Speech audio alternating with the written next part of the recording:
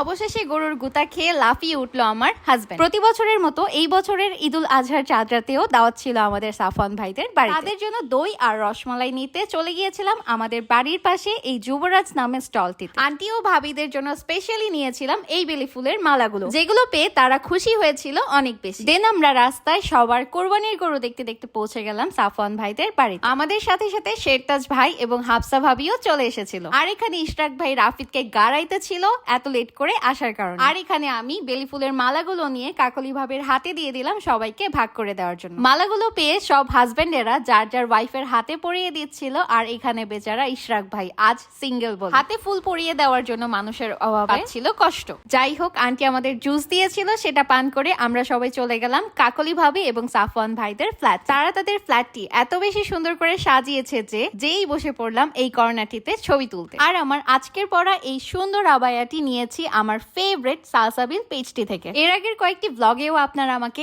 এই আবায়াটি পরতে দেখেছেন। জুম ফ্যাব্রিকের ওপর এত নিখুঁত এমব্রয়ডারি কাজ করা এই আবায়াটি এত বেশি আরামদায়ক ও ক্লাসি যে কোনো ওকেশনে পরার জন্য একদম পারফেক্ট একটি আবায়া। আবায়াগুলোতে ডিসকাউন্ট পেতে এখনই নক দিন ক্যাপশনে লিংক দেওয়া পেজটিতে। দেন কাকলি ভাবি ডিনার সার্ভ করলো। সেদিন আমাদের জন্য ডিনারে ছিল পুরান ঢাকার বিখ্যাত একটি খাবার ঝুনুর পোলাও। খাওয়া দাওয়া শেষ করে সবার সাথে অনেকক্ষণ আড্ডা দিয়ে আমরা চলে গেলাম নিচে সাফওয়ান ভাইদের কোরবানির গরুগুলোর সাথে কিছুক্ষণ কোয়ালিটি টাইম স্পেন্ড করতে। তাদের সবগুলো গরুর মধ্যে আমার আর রাফিদের পছন্দ হয়েছিল এই ভুট্টি গরু। এত মায়াবী চেহারা নজর কেড়ে নেয় যে কারণে। ওই যে দেখেন ইশরাক ভাই যেভাবে ঠেলা ধাক্কা দিয়ে উঠাচ্ছে গরুটি, ঠিক ওইভাবেই প্রতিদিন সকালে আমাকে আমার হাজবেন্ড ঠেলা ধাক্কা দিয়ে উঠাতে চেষ্টা করে। আমিও ঠিক এই গরুটির মতোই তাকে পাত্তা না দিয়ে আধা চোখ খুলে ঘুমিয়ে থাকি বিছানাতে। পরবর্তীতে রাফিদ ঠিকই উঠিয়ে ছাড়লো এই অসহায় গরুটিকে। উঠিয়ে আবার দেখেন কিভাবে আদর করছে গরুটিকে। গরু দেখা উঠে গেছে, আমি হইলে একটু উঠতাম না। এবার রাফিদকে গরুর গুতা খাওয়ানোর পালা। প্রথমে আমি একবার চেষ্টা করলাম, but I fail. By the way, রাফিদের পরা এই বর্ন টু ফ্লাই টি শার্টটি দেখেছেন? চাইলে এখনই ইনবক্স টু দেশি টার্জান। অবশেষে শেরতাজ ভাইয়ের এক ধাক্কায় রাফিদকে গরুটি গুতা দিতে বাধ্য হলো। আর আমরাও ওকে লাফ দিয়ে উড়ে আসতে দেখে মজা পেলাম অনেক বেশি। এইভাবেই হাসাহাসি করতে করতে বেজে গেল রাত 2টা। তাই আমরাও আরো বেশি রাত না করে রওনা দিয়ে দিলাম যার যার বাড়ির উদ্দেশ্যে। টারা।